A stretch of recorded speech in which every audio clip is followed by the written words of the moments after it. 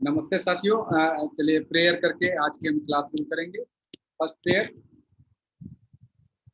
ओम सहना भवतु सहनौ भुनक्तु सह वीर्यं करवावहै तेजस्विनावधीतमस्तु मा विद्विषावहै। ओम शांति शांति शांति। हरि ओम तत्सत। सेकंड प्रेयर साथियों, स्टार्ट। जन गण मन अधिनायक जय हे भारत भाग्य विधाता।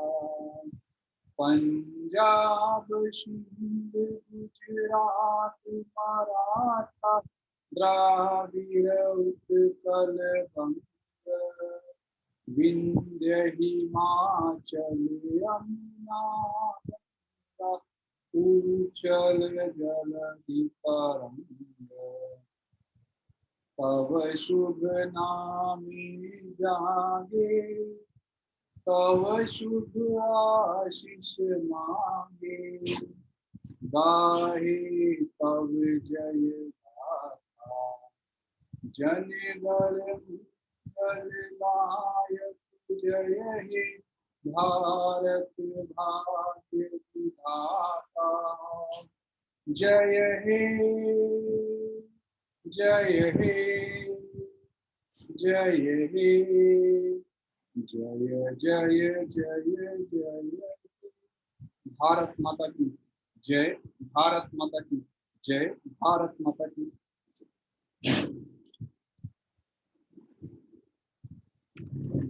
थर्ड प्रेयर साथियों। Each soul is potentially divine. The goal is to manifest this divinity by controlling nature, external and internal. Do this by worship, by work or worship or psychic control or knowledge. By one of these or more of these or all of these. Just बहुत बहुत स्वागत है साथियों। अब हम लोग सूक्ष्म शरीर जो शटल बॉडी है उसके अभ्यास, उसको कैसे हेल्दी रखें उसकी चर्चा कर रहे हैं। उसको प्राणायाम कहते हैं। और प्राणायाम की क्लास में अब तक आपने साइंस ऑफ ब्रीदिंग स्टडी किया, प्राणायाम को अच्छे से समझा। प्राणायाम क्या है, कैसे करते हैं, कब करते हैं, मैकेनिज्म क्या है, जो भी scientific study of pranayama we are right now doing. तो उसी क्रम में साथियों एक चीज और आता है। प्राणायाम जब भी करते हैं, जब भी आप कोई योग शास्त्र पढ़ेंगे तो प्राणायाम करते समय तमाम बंध इत्यादि लगाए जाते हैं। तो बंध के तरह एक चीज मुद्रा होता है। तो मुद्रा और बंध जरूरी है, यह हम समझें प्राणायाम के को समझने के लिए। तो जब मुद्रा और बंध की भी स्टडी करेंगे, कर लेंगे, उसके बाद हम जब प्राणायाम अभ्यास की बात करेंगे तब आप प्राणायाम का अभ्यास करने लायक परफेक्ट तरीके से हो जाएंगे, चीजों को समझ। तो इसलिए प्राणायाम के अभ्यास की तरफ बढ़ने से पहले हम मुद्रा और बंध को समझेंगे और प्राणायाम के साथ साथ मुद्रा और बंधों का भी अभ्यास सीखेंगे। ये दोनों ही टॉपिक बहुत ही इंटरलिंक्ड है। आप इनको अलग अलग करके नहीं देख सकते। कुछ लोग ऐसा करते हैं कि हाँ बंध वगैरह प्राणायाम करते समय बंध नहीं लगाते हैं, लेकिन जब कोई भी आप शास्त्र पढ़ेंगे तो ये शास्त्रों में लिखा है कि प्राणायाम बिना बंध के सही नहीं है। ठीक है, तो इसलिए पहले हम साइंस ऑफ मुद्रा एंड बंध भी स्टडी कर लेंगे। फिर हम प्राणायाम के अभ्यास की तरफ बढ़ेंगे और पैरेलल में हम मुद्रा और बंद भी सब उसी समय अभ्यास करेंगे। तो आज जो साथियों, आज का जो टॉपिक है, आज हम साइंस ऑफ मुद्रा एंड बंद इसको समझेंगे। ये क्या चीज है, ये हमारा आज का टॉपिक है।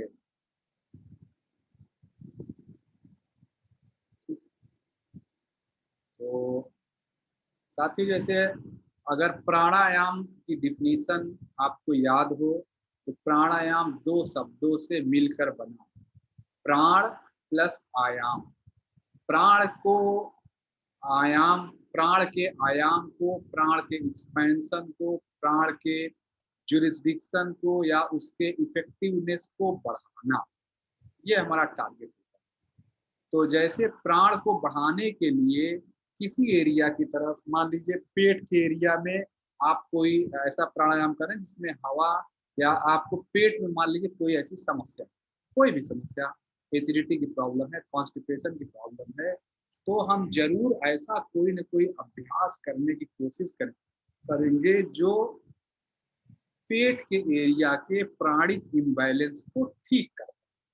तो हम पूरी कोशिश ऐसी करेंगे कि पेट के एरिया की तरफ प्राणिक फ्लो बढ़े या उसको हम कंट्रोल करें।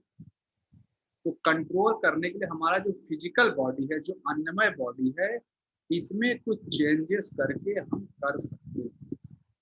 तो अब यहीं पर साथियों मुद्रा और बंध यही काम। तो मैं डिफिनीशन जैसा आपको स्क्रीन पे दिख रहा है, मुद्रा लिखा है, ब्रैकेट में बंध लिखा है। तो जब मुद्रा डिफाइन करना हो तो बिना ब्रैकेट वाला चीज बोलेंगे, और जब मुद्रा बंद डिफाइन करना हो तो ब्रैकेट। कैसे देखिए, मुद्रा और बंद ये दोनों साथियों क्या करते हैं, ये दोनों कहिए कि neuro muscular muscular contraction. Contraction मतलब हम अपने शरीर के हिस्से, कुछ हिस्सों को दबाते हैं। कभी हम पेट दबाते हैं, कभी एनस के एरिया को, या कभी गले के एरिया को।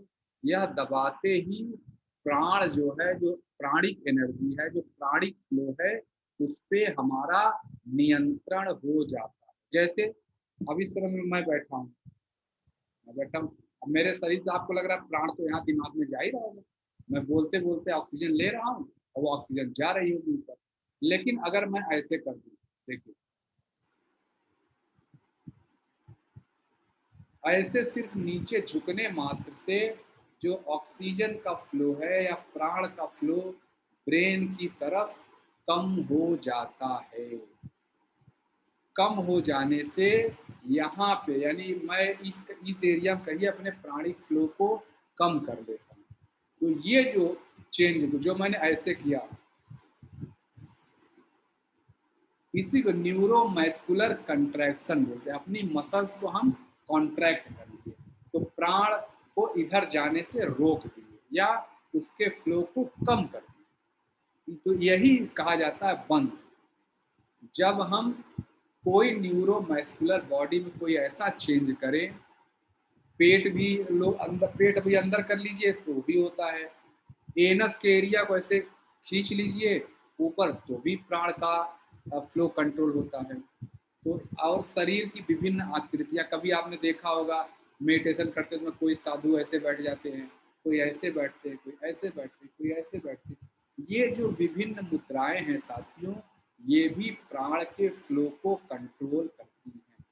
हमारी जो प्राण एनर्जी होती है, कहा जाता है कि ये उंगलियों से निकलता है, ये गले के यहाँ ब्रह्मरंध्र से निकलता है, एनस के जो छिद्र है उससे प्राण शक्ति बाहर निकलती है। प्राण शक्ति हमारी बहुत ज़्यादा आँखों से बाहर निकलती है।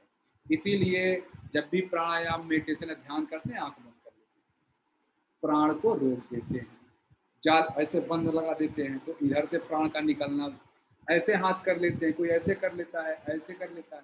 अब जब ऐसे आपने अलग अलग पॉस्चर में किया, तो जैसे आप ऐसे कर लिया आपने, तो इधर से जो प्राण निकल रहा है वो इधर से दोनों लॉक हो जाते हैं, प्राण निकल नहीं पाता, प्राण वापस शरीर में रीएब्जॉर्ब हो जाता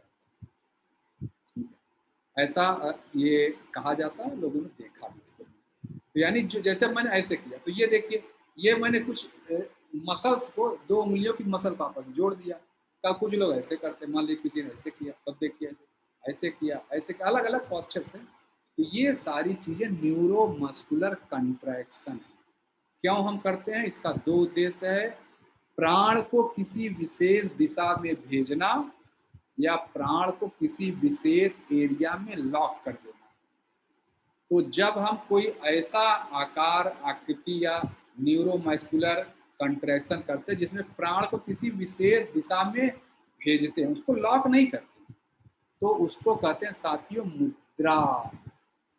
और जब प्राण को किसी एरिया में लॉक कर देते हैं, जाने ही नहीं, ऐसे हमने कर दिया तो प्राण लॉक हो गया, प्राण ऊपर नहीं जा सकता है। तो जब लॉक कर देते हैं, इसको बोलते हैं बंद। ये एक मोटा सा डिफरेंस याद रखें कि मुद्रा मतलब किसी विशेष दिशा में प्राण को डायरेक्ट कर देना, बंध का मतलब किसी विशेष रीजन में, किसी विशेष क्षेत्र में प्राण को लॉक कर देना। अब मैं साथियों टॉपिक पर आया तो देखिए, एग्जैक्टली जो मैं आपको समझाया यही डिफिनीशन लिखा हुआ है। कैसे लिखा है? Mudra refers to special neuromuscular contraction, जिसमें मस्कुलर ज्वाइंट है, स्फिंक्टर है, ये सब इन्वॉल्व है, which are deployed to direct prana towards specific region to create internalized awareness. मुद्रा क्या होता है कि ऐसे न्यूरोमस्कुलर कंट्रैक्शन है जो प्राण को किसी विशेष दिशा में डायरेक्ट करते हैं। अब बंद क्या है कि किसी विशेष दिशा में, किसी विशेष क्षेत्र में लॉक कर देते हैं। तो मुझे लगता है कि आप मुद्रा का डिफिनीशन और बंद का डिफिनीशन समझ गए। कोई आपसे मुद्रा और बंद पूछे तो आप बता दो। अच्छा, विशेष दिशा में क्यों भेजते हैं, क्या क्यों लॉक करते हैं? क्योंकि जब हम प्राण को ऐसे लॉक करते हैं, किसी विशेष दिशा में भेजते हैं, तो नए नए सेंसेशंस बॉडी में इवॉल्व होते हैं और हम इंटरनली और ज़्यादा अवेयर हो जाते हैं अपने शरीर के अंगों, अपने शरीर के प्राण के प्रति, और उस समय हमें बहुत ही ज़्यादा हैप्पीनेस आता है। तो यह साथियों मुद्रा और बंद का डिफिनीशन है। अब हम चलते हैं इटिमोलॉजी। जो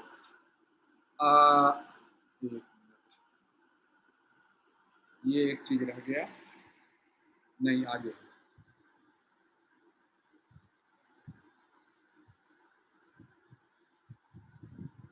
मैं देख लेता हूँ, एक चीज मुझे लग रहा है, चले मैं यहीं पे लिख देता हूँ। मुद्रा शब्द का, मुद्रा मतलब आप सोचिए क्या होता है। मुद्रा आप लोग कहते हैं ना, मुद्रा, मुद्रा मतलब नॉर्मली हम पैसे से समझते हैं। जिसके पास पैसा हो तो वो तो अपने आप को आनंदित समझता है कि नहीं।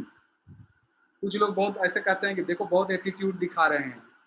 कोई आदमी स्टाइल से चलता है, ऐसे झुक के आगे पीछे चलता है, कॉलर ऊपर कर लेगा शर्ट का, या और भी जो तरह तरह के भाव भंगिमाएं बनाते हैं, तो लोग कहते हैं एटीट्यूड दिखा रहे हैं। तो एटीट्यूड दिखा रहे हैं, बेसिकली वो प्रसन्नता की अवस्था में है, एटीट्यूड दिखा रहा है। मुद्रा मतलब पैसा। तो जैसे मुद्रा हम साथियों क्यों, हम अगर अगर मैं आपसे बोलूँगा मुद्रा दीजिए, कोई, तो मुद्रा मतलब जनरली पैसे की बात होती है। हम अर्थव्यवस्था में देखिए, जो इकोनॉमिक्स जो लोग अर्थशास्त्र पढ़ते हैं उसमें मुद्रा बकायदे एक चैप्टर होता है। वो मुद्रा और ये मुद्रा दोनों का मीनिंग एक ही है। वो मुद्रा आपके पास आ जाए तो आपको आनंद की प्राप्ति होती है, और यह मुद्रा अगर आप करेंगे तो भी आनंद की प्राप्ति होगी। लेकिन यहाँ जो आनंद है यह परमानेंट आनंद है और बहुत ज्यादा अच्छी गुणवत्ता का आनंद है। वो मुद्रा तो आएगी और चली जाएगी। ये मुद्रा आप अभ्यास में आ गया तो रहेगी और आपको प्रसन्नता देगी। तो यहाँ साथियों आ जाते हैं, मुद्रा का मतलब मुद्रा दो शब्दों से मिलकर बना है। इनफैक्ट जो पहले लिखा है, जो दूसरे नंबर में लिखा है, इसको पहला आना चाहिए, तो मैं इसको चेंज कर देता हूँ। एक छूट गया है लिखने में, ठीक है, ये हो गया। तो पहला मुद्रा जो होता है दो नाम से बना, एक मुद प्लस रा। मुद का मतलब होता है प्लेजर, और रा का मतलब संस्कृत में होता है गिवर, जो देना जानता है। तो मुद्रा का क्या मतलब है? Giver of pleasure.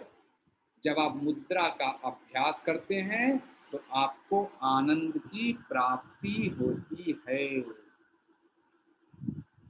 अगला मीनिंग क्या है मुद्रा का? मुद्रा का अगला मीनिंग है ये क्या बोलते हैं,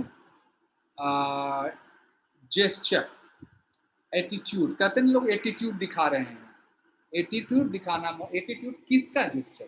क्या जब हम किसी मुद्रा में जाते हैं तो क्या हम शरीर टेढ़ा मेढ़ा करके दिखाते हैं? नहीं, वास्तव में जो प्राणिक फ्लो है, जो हमारे शरीर में प्राण का फ्लो होता है, इसके डिफरेंट एटीट्यूड, डिफरेंट जेस्चर्स, उसको मुद्रा कहते हैं। ठीक है साथियों।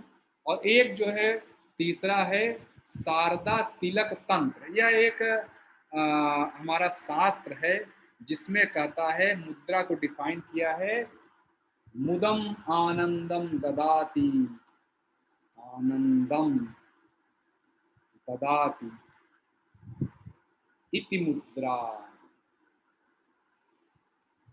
ठीक है, ये मुद्रा की डिफिनेशन है, संस्कृत में है तो आप इसको बेहतर समझते हैं। मुदम आनंदम ददाति इति मुद्रा, मतलब जो आनंद दे वही मुद्रा है। वही मुद शब्द का मतलब, मुद मतलब आनंद, रा मतलब गिवर। तो यह आप समझ रहे हैं, ऐसा मैं मान रहा हूँ। हाँ, ये आपको अच्छे से समझ में आ रहा है।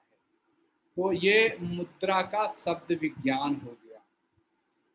अब हम साथ में आते हैं, मुद्रा का उद्देश्य क्या है? क्यों हम मुद्रा पढ़ रहे हैं या मुद्रा क्यों करते हैं? क्यों हम उस भाव भंगिमा में जाएंगे? तो मुद्रा का, जब हम मुद्रा करें, वास्तव में मुद्रा और बंध सब चीज का स्टडी कर रहे हैं। तो मैं लाइन से एक्सप्लेन करता हूँ। पहला, मुदम रति इति मुद्रा। मुद्रा की डिफिनीशन है, जो means mudras are practices to get joy. मुद्रा का अभ्यास करने से आनंद की प्राप्ति होती है। और जब आसन प्राणायाम करते समय विभिन्न प्रकार के मुद्रा और बंध का साथ में डिप्लॉय करते हैं, इस मुद्राओं का इस्तेमाल करते हैं, तो प्राणायाम के जो बेनिफिट हैं वो मल्टीप्लाई हो जाते हैं। प्राणायाम का अगर बेनिफिट हो तो आपको याद है कि केमो रिसेप्टर्स, स्ट्रेस रिसेप्टर्स को ट्रेन करते हैं, नए नए अनुभव आते हैं, नए नए अंदर अवेयरनेस जनरेट होती है। तो जब मुद्रा और बंद करते हैं तो वो अवेयरनेस कई गुना साथियों बढ़ जाती है। तो यह प्राणायाम का, सॉरी, मुद्रा और बंद का पहला बेनिफिट या पर्पस है। दूसरा बेनिफिट क्या है? अकॉर्डिंग टू हठ योग प्रदीपिका, जो स्वात्माराम जी द्वारा लिखा गया शास्त्र है, उसमें कहा जाता है मुद्रा और बंध के क्या उपयोग क्या है। जो मुद्रा होता है ये कुंडलिनी शक्ति को जगाने का काम करती है। कुंडलिनी शक्ति क्या है ये हम आगे स्टडी करेंगे। ये माने कि हमारे शरीर में ब्रह्मांड की, जो ब्रह्मांड का जो बीज है, जो ब्रह्मांड में जो क्षमता है वो हमारे शरीर में भी है, उसी को कुंडलिनी शक्ति कहते हैं। और कुंडलिनी शक्ति को जगाने के लिए उसको कहते हैं मुद्रा। मुद्रा जगाती है, और बंध कुंडलिनी को राइज करते हैं, कुंडलिनी को ग्रो करने में मदद करते हैं। यानी ये कहें कि अगर कुंडलिनी एक बीज है तो मुद्रा बीजारोपण करती है, और बंध उसमें खाद पानी देता है जिससे कुंडलिनी ग्रो कर सके। तो मुद्रा और बंध में मैं आपको एक ये अंतर आप कह सकते हैं कि मुद्रा कुंडलिनी को जगाने का काम करती है और बंध कुंडलिनी को राइज करने का काम करती है। अच्छा, घेरण संहिता हमारा एक ग्रंथ है, ये भी आप जानते हैं। घेरण संहिता में कहता है कि मुद्रा का अभ्यास करने से स्टेबिलिटी एंड इक्विलिब्रियम आता है। शोधनम दृढ़ता चैवम, और फिर स्थैर्यम आता है। तीसरा मतलब पहला शरीर शोधन क्रियाओं से शोधन होता है, आसन से दृढ़ता आती है, और वहां थर्ड स्टेप है मुद्रा और बंध। मुद्राओं से वहां स्थैर्यम, स्थिरता आती है। तो घेरण संहिता के हिसाब से स्थिरता, ठीक है। तो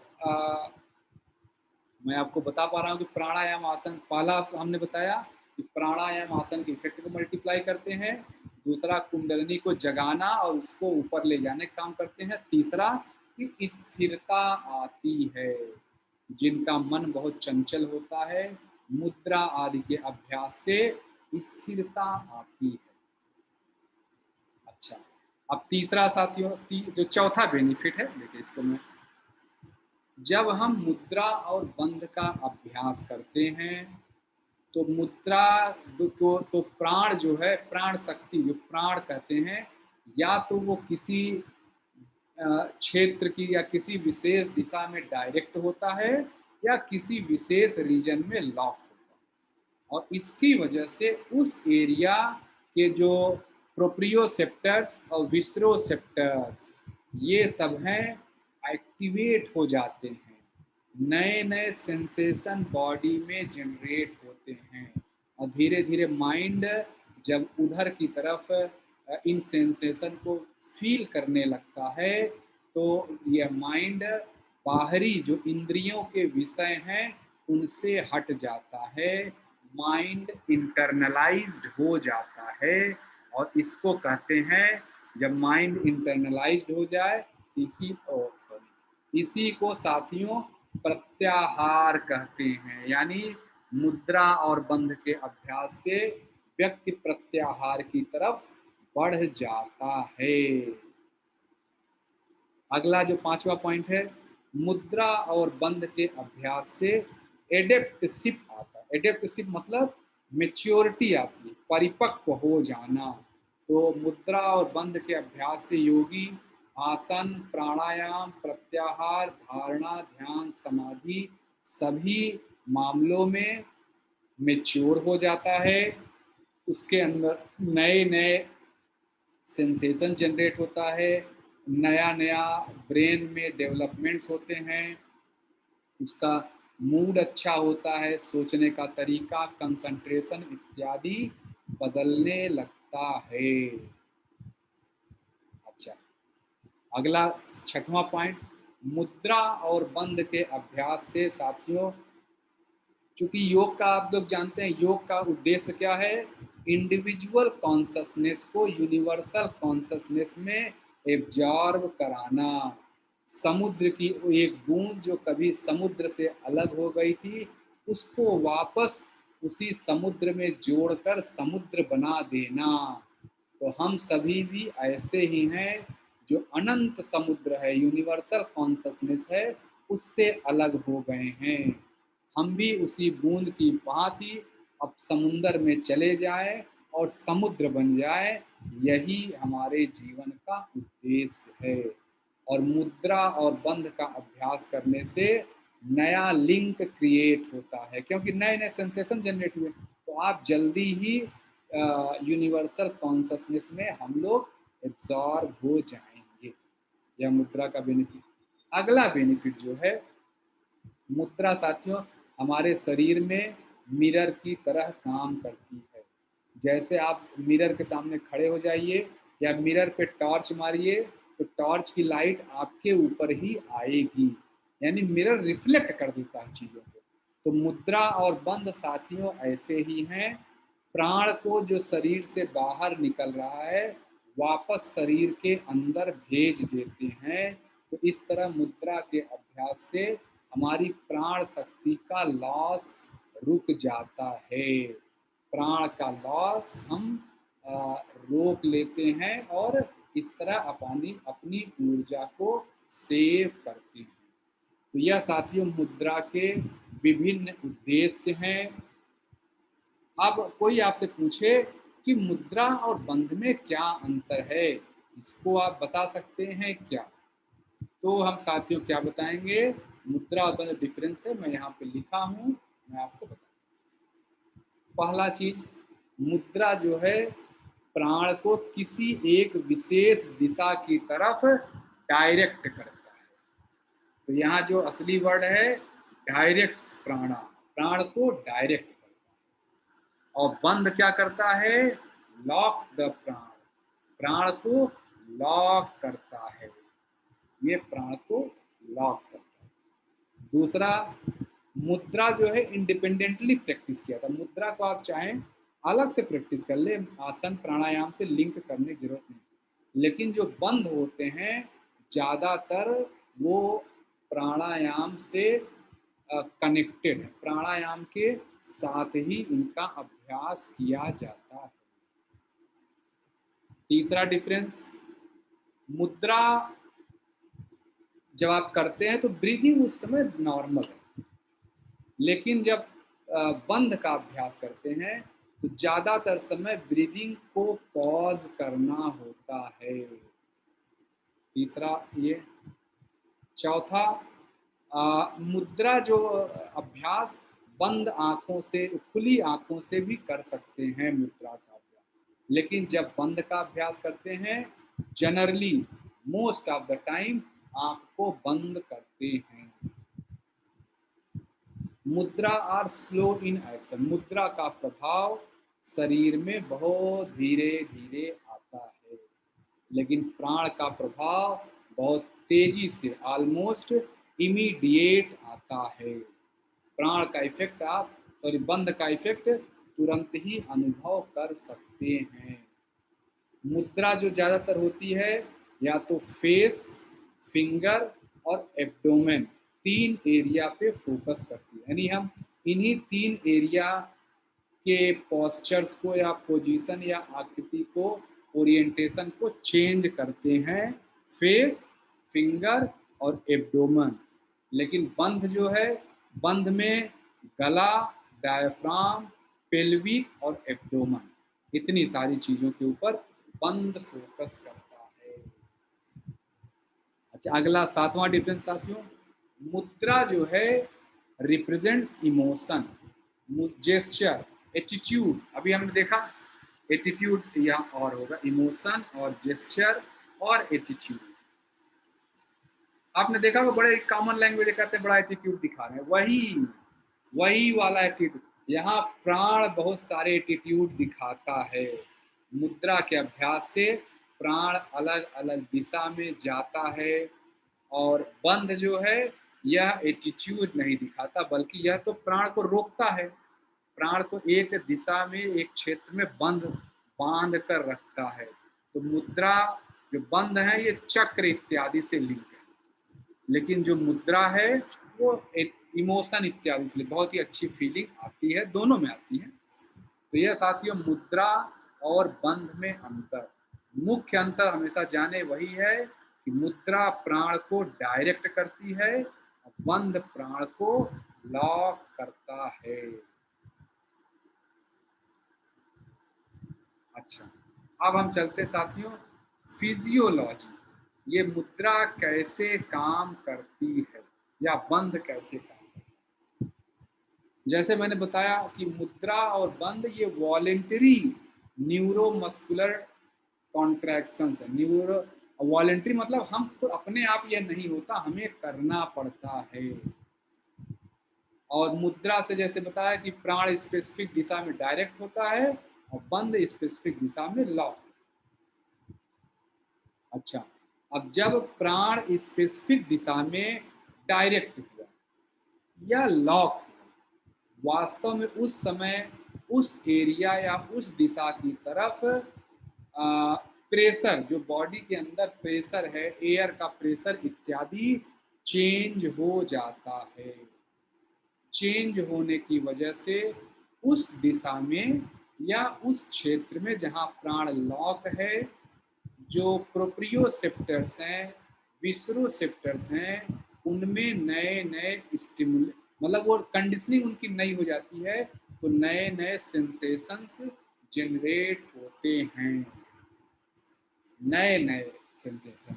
और इन सेंसेशन को ही जब हमारा दिमाग इन सेंसेशन पे फोकस करता है तो हम इंटरनलाइज्ड हो जाते हैं, मतलब बाहरी दुनिया से संपर्क टूट जाता है। और संपर्क टूट जाने मतलब व्यक्ति को बाहर बहुत ज़्यादा आनंद नहीं रहता, वो अंदर जो सेंसेशन आ रहा है उसी में बैठे बैठे मगन रहता है। यानी प्रैक्टिशनर जो जो इस मुद्रा और बंध का अभ्यास कर रहा है वो बहुत जल्दी प्रत्याहार की स्टेज में इंटर कर जाता है। ठीक है, तो मतलब साथियों ये कि जो हमारा सेंसरी इनपुट है, जो आंख नाक कान से देख रहे हैं, बहुत ही कम इफेक्टिव है।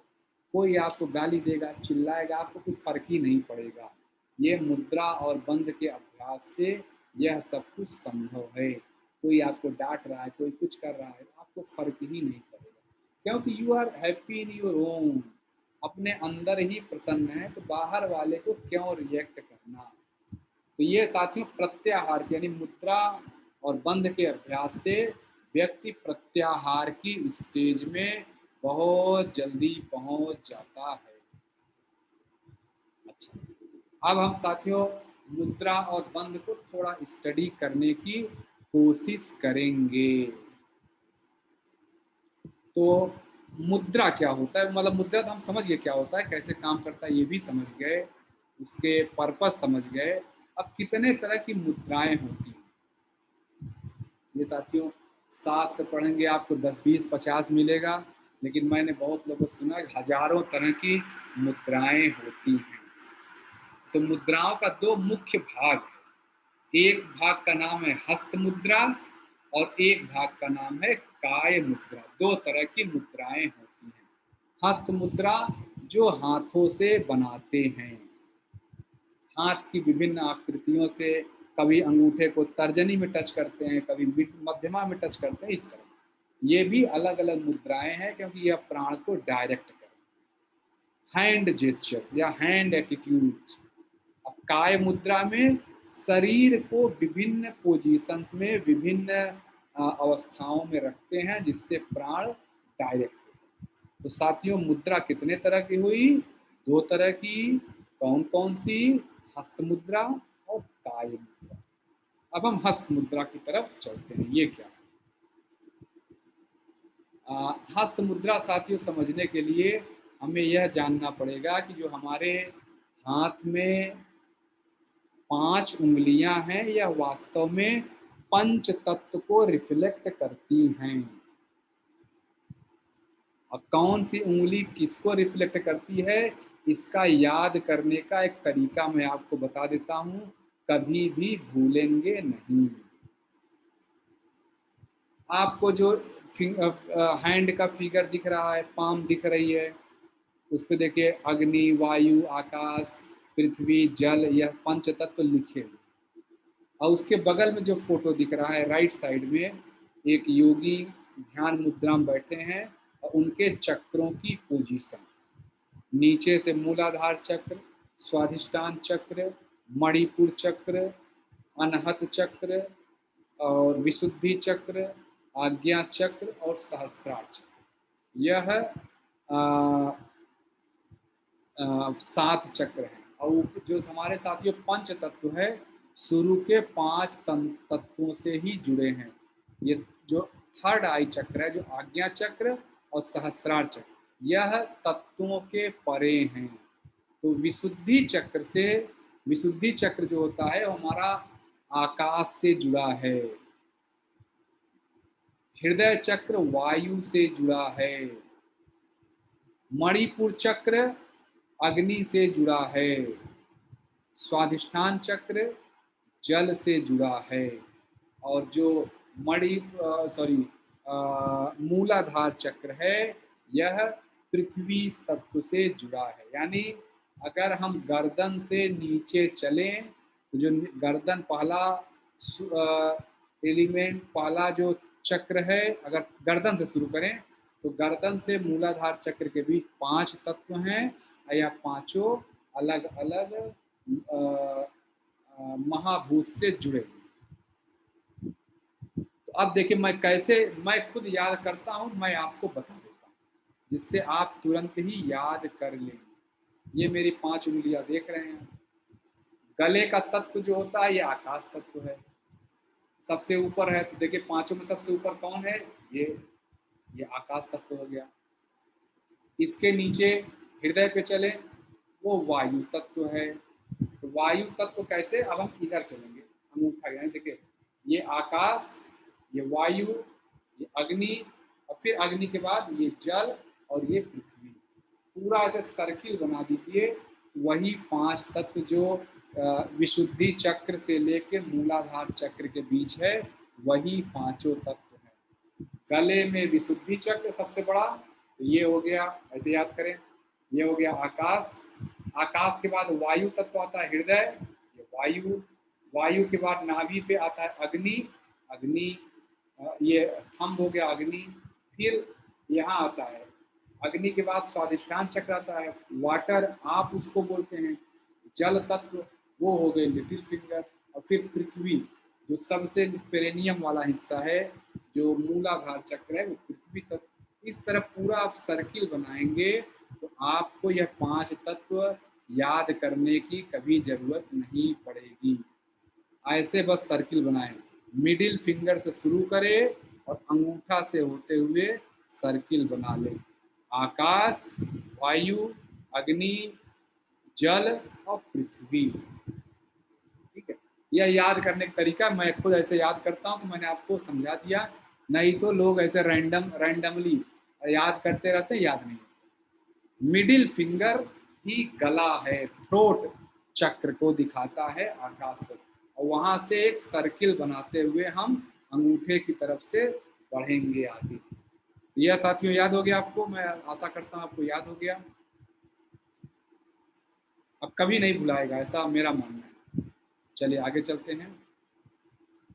अब आते हैं हस्त मुद्रा। अब हस्त मुद्रा कितने तरह की है? क्या 2-4 हस्त मुद्राएं हैं? हस्त मुद्रा भी साथियों सैकड़ों तरह की हैं, लेकिन 7 बेसिक हस्त मुद्रा जो यहाँ मैं डिस्कस कर रहा हूँ। और आपको परेशान होने की जरूरत नहीं है, ये वाला पेज आपसे शेयर कर दिया जाएगा। तो देखिए कौन कौन सी मुद्रा है और कैसा काम होता है। पहला है चिन्ह मुद्रा। चिन्ह मुद्रा क्या करती है? जब आप चिन्ह मुद्रा करते हैं तो जो आप सांस लेते हैं वो आपके लोअर पार्ट ऑफ लंग, अगर साइंस ऑफ ब्रीदिंग आपने कहीं पढ़ा हो तो उसको लोअर लोब बोलते हैं। चिन्ह मुद्रा में जो सांस है फेफड़े के लोअर लोब तक जाती है। और चिन्ह मुद्रा के अभ्यास से पॉजिटिव थिंकिंग बढ़ती है। और ज्ञान मुद्रा दूसरा है, ज्ञान मुद्रा। ज्ञान मुद्रा के अभ्यास से पीनियल और पिट्यूटरी ग्लैंड स्टिमुलेट या एक्टिवेट होती हैं। और साथियों अगर पिट्यूटरी ग्लैंड आपका एक्टिवेट हो जाए तो ये मास्टर ग्लैंड कही जाती है। पूरे शरीर के हेल्थ को यह सही कर सकती है। और पीनियल ग्लैंड आपकी एक्टिवेट हो जाए तो आप यकीन मानिए ऐसे ऐसे अनुभव आते हैं योग में। पीनियल ग्लैंड स्टिमुलेट होने, बहुत ही, ये योगिक ग्लैंड है कहिए, बहुत ही अच्छे या उच्च लेवल के एक्सपीरियंस आता है। ज्ञान मुद्रा के अभ्यास से मेमोरी बढ़ती है। तो देखिए साथियों, जब आपने चिन्ह मुद्रा का अभ्यास किया तो हृदय का लोअर पार्ट जो लोअर लोब है उसमें हवा भरी। फिर आगे आता है चिन्मय मुद्रा। चिन्मय मुद्रा के अभ्यास से जो आपका मिडिल लोब है वहां भी हवा भरती है और यह हृदय के लिए लाभदायक है। फिर अगला साथियों ब्रह्म मुद्रा। ब्रह्म मुद्रा के अभ्यास से आपके पूरे फेफड़े में हवा भर जाती है। फिर अगला है और आदि मुद्रा। आदि मुद्रा के अभ्यास से फेफड़े का ऊपरी जो पार्ट है, यानी सुपीरियर लोब कहते हैं, वह इस्तेमाल होता है। देखिए बड़ा अच्छा एक्सप्लेनेशन, देखिए चिन्ह मुद्रा के अभ्यास से फेफड़े का लोअर हिस्सा, चिन्मय मुद्रा के अभ्यास से फेफड़े का मिडिल वाला हिस्सा, और क्या कहते हैं, इससे आदि मुद्रा के अभ्यास से फेफड़े का अपर पार्ट स्टिमुलेट होता है, एक्टिवेट होता है, और ब्रह्म मुद्रा के अभ्यास से पूरा फेफड़ा एक्टिवेट हो जाता है। तो यह 5 मुद्रा हो गया। इसके बाद है ध्यान मुद्रा। मेडिटेशन की पोजीशन में ऐसे बैठते हैं। ये जो ध्यान मुद्रा दिख रहा है, कभी आपने स्वामी विवेकानंद जी की फोटो देखी हो, स्वामी जी ज्यादातर इसी ध्यान मुद्रा में बैठे रहते हैं। फिर जो है इसकी वजह से जो विचारों का प्रवाह रुक जाता है, गलत विचार नहीं आते हैं। और फिर नासिका मुद्रा जो दिख रहा है, 2 उंगली से बनता है दाहिने हाथ से। नासिका मुद्रा हमेशा दाहिने हाथ से ही बनती है, और यह नाड़ी शोधन प्राणायाम में बहुत ही लाभदायक है। तो ये साथियों 7 जो है बेसिक हस्त मुद्राएं हुई, इनके हम बेनिफिट देख पाए। और बेनिफिट इसको हम अभ्यास भी कर सकते हैं बड़े ही आराम से। ऐसे देख, मैं एक बार दिखा भी देता हूँ, इससे याद रखें। वो टेबल तो शेयर कर दिया। ये जो साथियों किया, देखिए ऐसे किया, इसको कहते हैं ज्ञान मुद्रा। ये ज्ञान मुद्रा है, और हमें ज्ञान मुद्रा के अभ्यास से हमारा मेमोरी बढ़ता है, ये हम समझ गए। लेकिन हम अगर हम फेफड़े की बात करें, चिन्ह मुद्रा क्या है, इसी को ऐसे जब नीचे की तरफ ऐसे करते हैं, ये चिन्ह मुद्रा है, ऐसे कर दिया तो ज्ञान मुद्रा, पलट के कर दिया चिन्ह मुद्रा। तो ज्ञान मुद्रा से, सॉरी, चिन्ह मुद्रा से हमारा फेफड़े का लोअर हिस्सा इस्तेमाल होता है। चिन्ह मुद्रा, ज्ञान मुद्रा हो गया। अब आता है तीसरी, चिन्मय मुद्रा। चिन्मय मुद्रा में ऐसे पूरा करके सिर्फ ऐसे होता है, यह है चिन्मय मुद्रा। इससे हमारे लंग का मिडिल पार्ट स्टिमुलेट होता है, एक्टिवेट होता है, हवा मिडिल पार्ट में जाती है। अच्छा, अब अगला जो मिडिल पार्ट तक जाती है, अगला जो है जो मुद्रा है उसका नाम है आदि मुद्रा। मैं लंग के हिसाब से कर रहा हूँ। आदि मुद्रा मतलब ऐसे हाथ किया, ऐसे बांधा, और ऐसे फेफड़े का सुपीरियर, सबसे टॉप वाला हिस्सा। तो यानी अगर फेफड़े के इस्तेमाल के पॉइंट ऑफ व्यू से कहें तो ऐसे किया तो ये हुआ चिन्ह मुद्रा, फेफड़े का लोअर हिस्सा।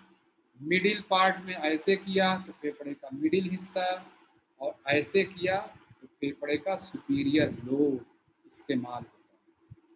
तो चिन्ह मुद्रा, ज्ञान मुद्रा, तीसरा हमने देखा चिन्मय मुद्रा, और जो ये आदि मुद्रा है 5वीं मुद्रा। चौथी मुद्रा है ब्रह्म मुद्रा।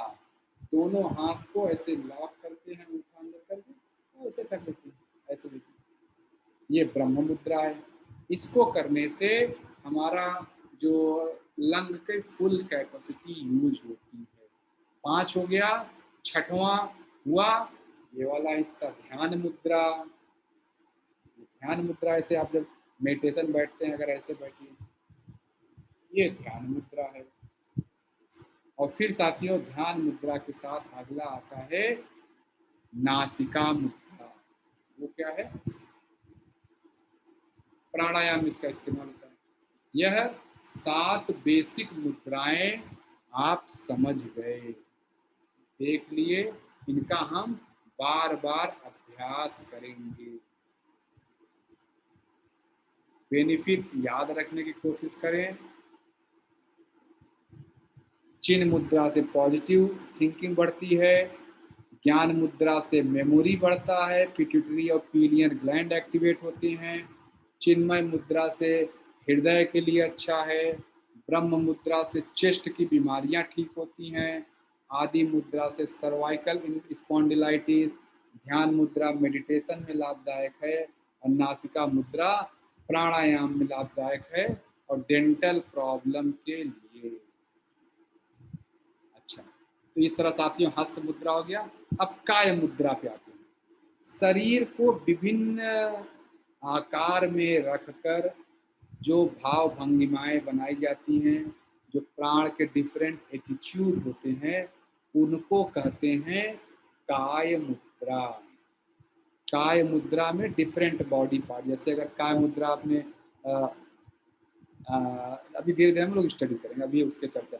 हठ योग प्रदीपिका, जो हमारा साथियों हठ योग प्रदीपिका एक ग्रंथ है, स्वात्माराम ऋषि जी ने लिखा है, उसमें 10 मुद्राओं की चर्चा है।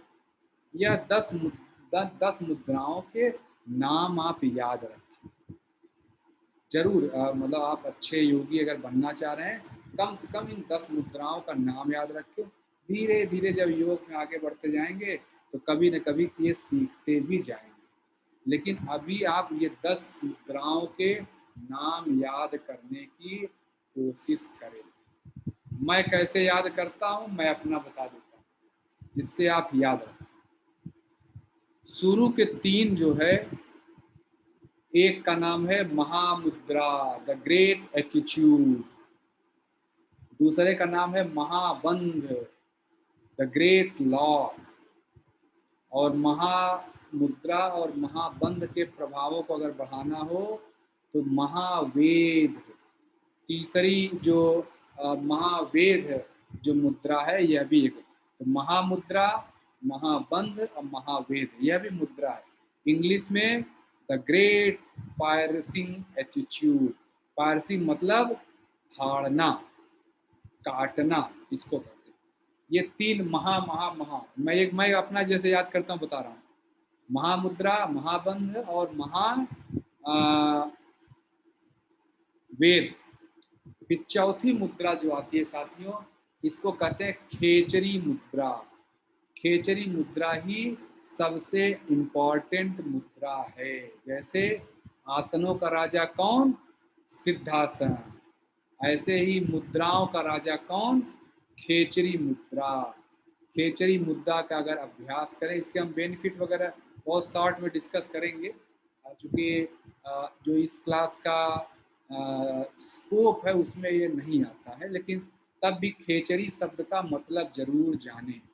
खेचरी 2 शब्द, चरी मतलब चलना, और ख जो है, खे या कहे, यह ईश्वरीय क्षेत्र, ईश्वर के क्षेत्र में चलना, या आकाश तत्व, आकाश की तरफ चलना, खेचरी। फिर देखिए 4 याद कर लिया मैंने। फिर शुरू के जो 3 हैं उनको मैं कैसे याद करता हूँ? मूल बंध, उड्डयन बंध और जालंधर बंध। ये 3 तरह के बंध हैं।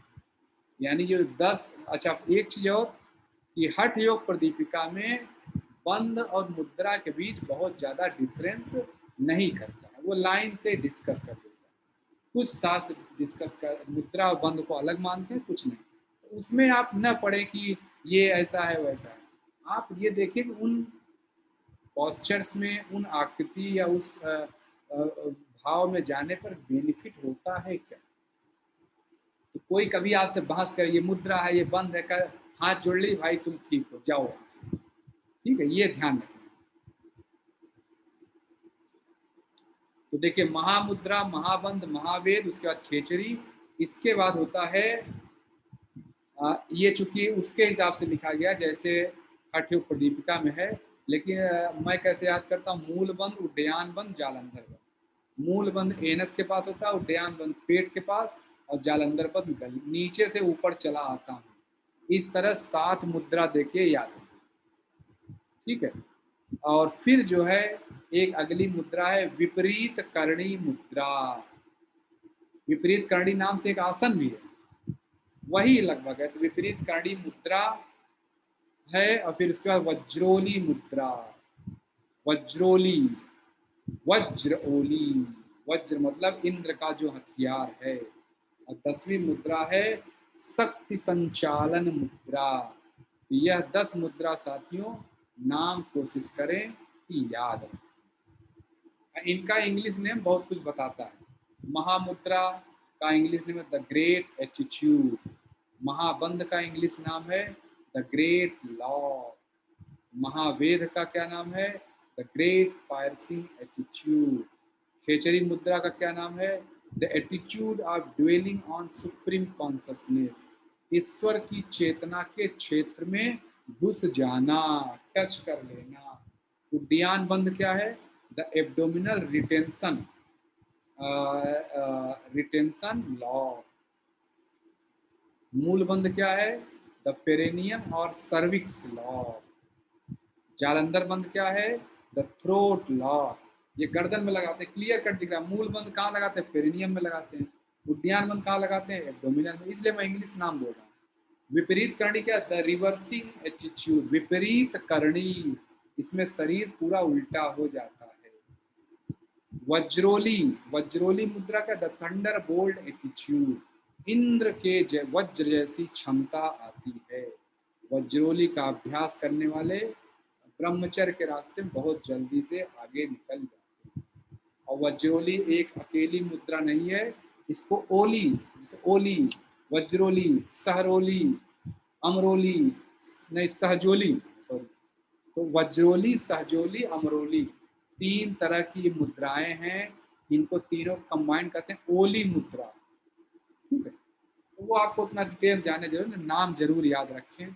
शक्ति संचालन, the attitude of circulating energy. देखिए यहाँ भी सर्कुलेटिंग की स्पेलिंग में सर्कुलेटिंग एनर्जी, शक्ति संचालन। यह हठ योग प्रदीपिका में साथियों 10 महत्वपूर्ण, 10 ही है महत्वपूर्ण, क्या 10 मुद्राओं के नाम। ये तो हठ योग प्रदीपिका की बात। घेरण संहिता में जो होता है साथियों, घेरण संहिता में 25 मुद्राएं हैं। कोई आपसे पूछे कि बताइए कौन कौन सी मुद्रा है, तो यहाँ 4 मुद्रा लिखिए, आप चाहे तो याद कर ले। या जैसे घेरण संहिता में महामुद्रा, अश्वनी मुद्रा, विपरीत करणी और भुजंगिनी। विपरीत करणी और महामुद्रा हठ योग प्रदीपिका में है। अश्वनी मुद्रा और भुजंगिनी मुद्रा नई हो गई। तो ये साथियों घेरण संहिता की भी हमने चर्चा कर ली। अब जो है, अच्छा अब हम अगले पॉइंट पे देखें, हम चल पाएंगे? टाइम है थोड़ा सा। हठ योग प्रदीपिका में साथियों मुद्रा और बंध को लेकर क्या बोला गया है उसको मैंने यहाँ पैराग्राफ में लिखा।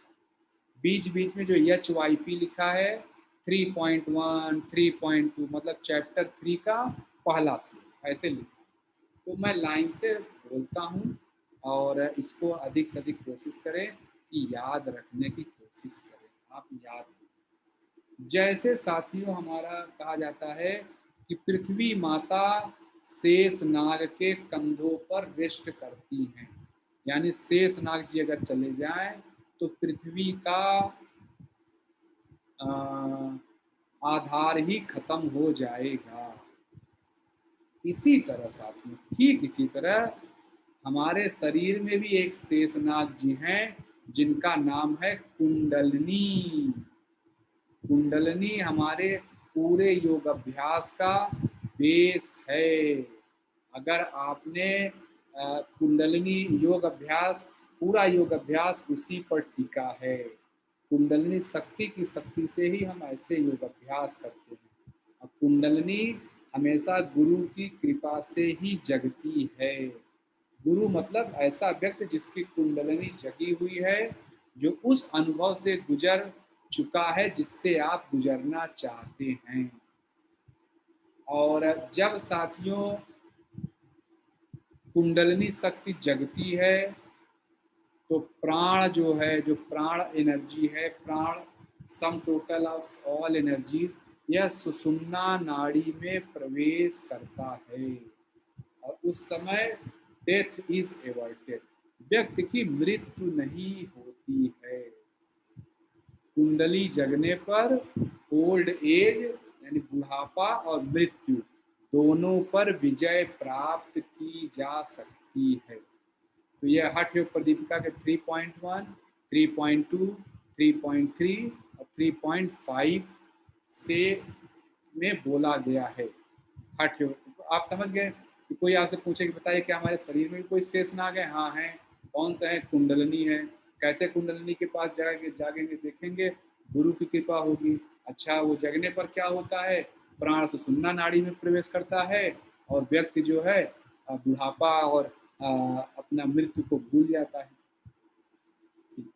अब जो ये साथियों सुषुम्ना नाड़ी है, इसके हठ योग प्रदीपिका में 7 नाम दिए हुए हैं। यह आप लोग याद कर रहे हैं और होना चाहिए। 3.4 सातों नाम कौन कौन से हैं? सुषुम्ना, शून्य पदवी, मध्य पथ या मध्यपात और मध्य मार्ग। ठीक है, मध्य मार्ग। फिर इसके बाद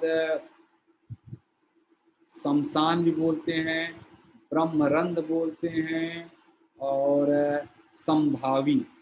यह 7 नाम हैं सुषुम्ना नाड़ी के, जरूर याद रखें। सुषुम्ना, शून्य पदवी, मध्यपात, मध्य मार्ग, शमशान, ब्रह्मरंध्र और संभावी।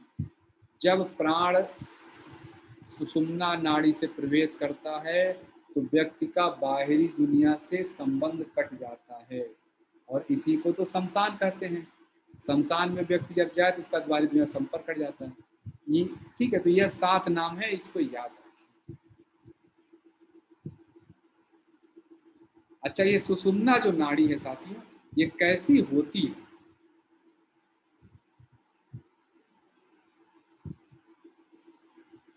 सुषुम्ना नाड़ी कैसी होती है? हम लोग जानते हैं कि ईड़ा, पिंगला, सुषुम्ना 3 महत्वपूर्ण नाड़ियां हैं हमारे शरीर में। तीनों रीढ़ की हड्डी के पास से गुजरती हैं। जो यहाँ फोटो दिख रहा है आपको, ईड़ा पिंगला जो है लेफ्ट और राइट, रीढ़ की हड्डी के लेफ्ट और राइट होती हैं। ईड़ा लेफ्ट की तरफ से निकलती है और पिंगला राइट की तरफ से निकलती है। और ये हेलिकल फॉर्म में, जैसे क्रोमोसोम का स्ट्रक्चर होता है। साइंस के जो लोग हैं क्रोमोसोम के बारे में, सॉरी डीएनए, डीएनए क्रोमोसोम भी शायद ऐसे ही होता है, मुझे याद नहीं, लेकिन डीएनए का जो स्ट्रक्चर है ऐसे ही है, डबल हेलिकल स्ट्रक्चर।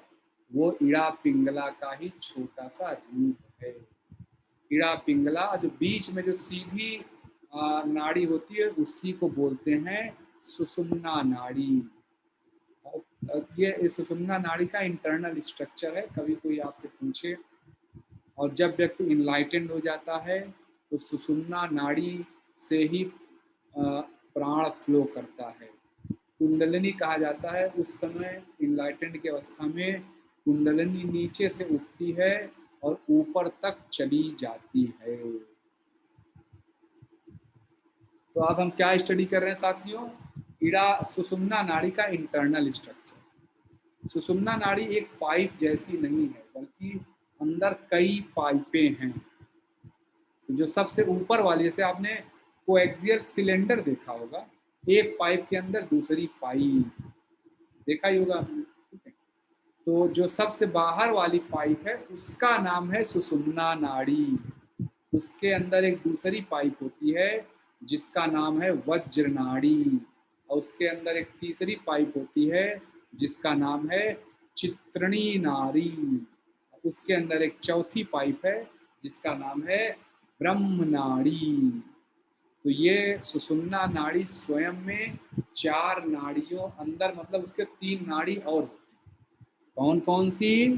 पहली जो सुषुम्ना के बाद जो पहली नाड़ी हुई वज्र नाड़ी, फिर चित्राणी नाड़ी, फिर ब्रह्म नाड़ी।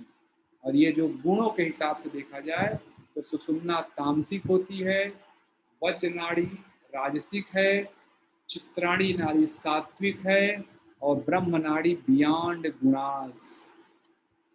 जब केवल कुंभक लगता है तो प्राण शक्ति ब्रह्म नाड़ी से ही होकर जाती है।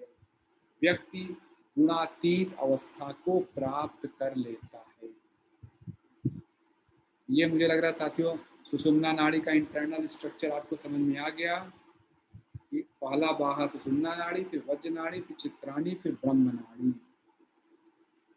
जो कुंडलनी शक्ति है, जो शेषनाग जी हमारे पूरी पर्सनालिटी को आकार दिए हुए हैं, जिनके पास अनंत ऊर्जा है, वह उसका 7 नाम यह हठ योग प्रदीपिका के चैप्टर 3 के 104वें सूत्र में है। तो क्या है सूत्र उनके नाम? कुंडलिनी के नाम कुटिलंगी, कुंडलिनी, कुंडली, भुजंगिनी, शक्ति, ईश्वरी, अरुंधति। यह आप इसको याद करें, एक योगी को, एक अच्छे प्रैक्टिशनर को याद होना चाहिए। कुटिलंगी, कुंडलिनी, कुंडली 3 हो गया। उसके बाद भुजंगिनी, शक्ति, और भुजंगिनी हो गए, शक्ति हो गए, और ईश्वरी, अरुंधति। इस तरह यह 7 नाम है, यह साथियों हमें याद रखना है। अब कुंडलिनी का स्ट्रक्चर कैसा होता है? जो कुंडली बोलते हैं साथियों, यह जैसे सांप सर्किल बना के, कुंडली बना के बैठा होता है। पिटारे में सांप कैसे जाता है? अंदर गोल गोल लपेट लेता है अपने आप को। जैसे पिटारे में सांप लपेटा होता है, ऐसे ही साथियों कुंडलिनी शक्ति हमारे शरीर में पेरिनियम के हिस्से में सो रही है। और कितने सर्किल बना के? 3.5 सर्किल बनाती है। और ये जो 3 सर्किल हैं, यह क्या रिप्रेजेंट करते हैं, यह मैं बता देता हूँ। अगर गुण के टर्म में बात करें तो यह तमस, रजस और सत्व गुण को दिखाता है। 3 सर्किल, 3.5 सर्किल है, आधा सर्किल कुछ और दिखाता है।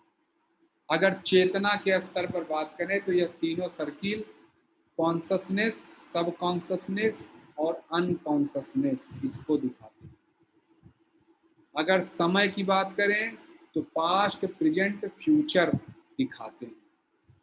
अगर एक्सपीरियंस की बात करें तो ये 3 circle objective experience, subjective experience और नो एक्सपीरियंस को दिखाते हैं। और अगर स्टेट्स की बात करें, अवस्थाओं की बात करें, तो जागृत, स्वप्न और सुषुप्त, यानी सुषुप्त को बोलते हैं डीप स्लीप, यह 3 अवस्थाओं को दिखाते हैं। तो इस तरह जो 3 कॉइल है, जो कुंडलिनी शक्ति है साथियों, जो सांप है जो हमारे पेरिनियम के पास रेस्ट कर रहा है, वो 3 सर्किल वास्तव में 3 डिफरेंट वेरिएशंस हैं फीचर्स के। 5 फीचर मैंने बताए, गुण, कॉन्शसनेस, टाइम, एक्सपीरियंस और स्टेट्स। लेकिन जो आधा कॉइल बच रहा है, वह इन गुणों, इन फीचर्स के ऊपर का भी चीज दिखाता है। तो वो जो ऊपर का चीज दिखाता है, ये जो गुण है, कॉन्शसनेस, ये सब उसी ऊपर वाली चीज के मैनिफेस्टेशन हैं। और जो सबसे ऊपर वाली चीज है उसका नाम है तुरिया अवस्था। तो तुरिया अवस्था के 3 कौन कौन से नाम हैं?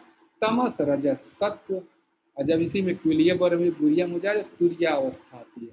चेतना के स्तर पर कौन कौन सी चेतना है? कॉन्शसनेस, सब कॉन्शसनेस, अनकॉन्शसनेस। लेकिन तुरिया में तीनों मिक्स हो जाते हैं। इस तरह साथियों तुरिया अवस्था जो हाफ कॉइल है उससे। अच्छा, एक शब्द अक्सर आता है कांडा या कंड, इसको जैसे ही बोलते हो, मैं तो कांडा पढ़ता हूँ, मैंने कभी इसको किसी को और बोलते हुए नहीं सुना, इसलिए मैं जानता नहीं ज़्यादा इसका प्रोनाउंसिएशन कैसे है। लेकिन इसको मैं कंड के या कांडा के नाम से मैं पढ़ता हूँ, मैं वैसे ही बताऊँ।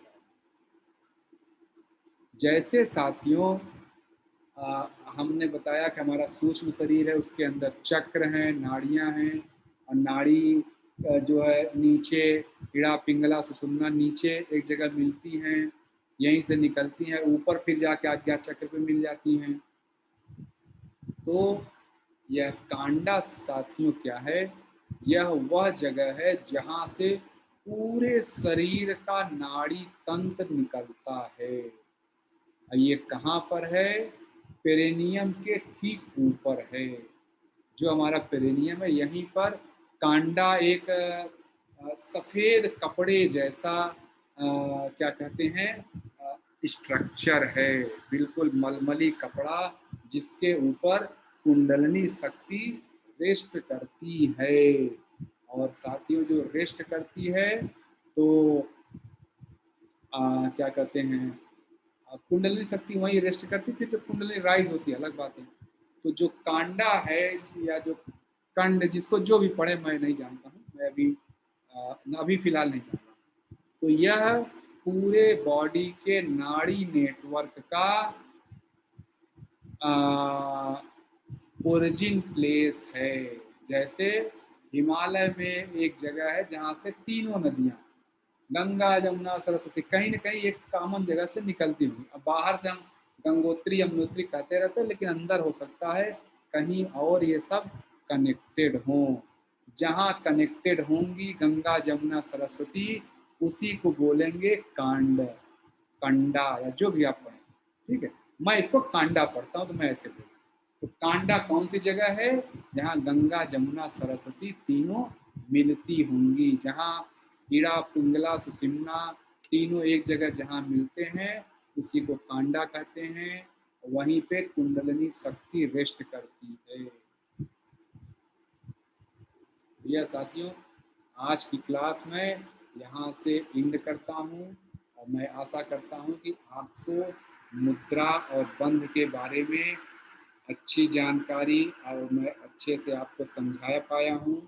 यह जो आज का विषय है ज़्यादातर हठ योग प्रदीपिका से लिया गया है। हठ योग प्रदीपिका में चैप्टर 3 है मुद्रा और बंध, वहीं इसकी बातें आपसे डिस्कस की गई। इसके आगे का अध्ययन हम लोग आगे की क्लास में करेंगे। मैं प्रेयर करके आज की क्लास एंड करता हूँ। ओम स्थापकाय च धर्मस्य सर्वधर्मस्वरूपिणे अवतार वरिष्ठाय रामकृष्णाय ते नमः। जननीं शारदां देवीं रामकृष्णं जगद्गुरु पादपद्मे तयो श्रित्वा प्रणमामि मुहुर्मुहुः। नमः श्रीयतिराजाय विवेकानन्दशूरये सच्चित्सुख स्वरूपाय स्वामिने तापहारी। ओम शांति शांति शांति। हरि ओम तत्सत्। श्री राम कृष्ण। तो बहुत बहुत धन्यवाद साथियों। इसके आगे की चर्चा हम लोग आगे करेंगे, और मैं ईश्वर से प्रार्थना करता हूँ कि आप सभी को सात्विक संपदाएं प्राप्त हो। धन्यवाद सभी को। मैं क्लास को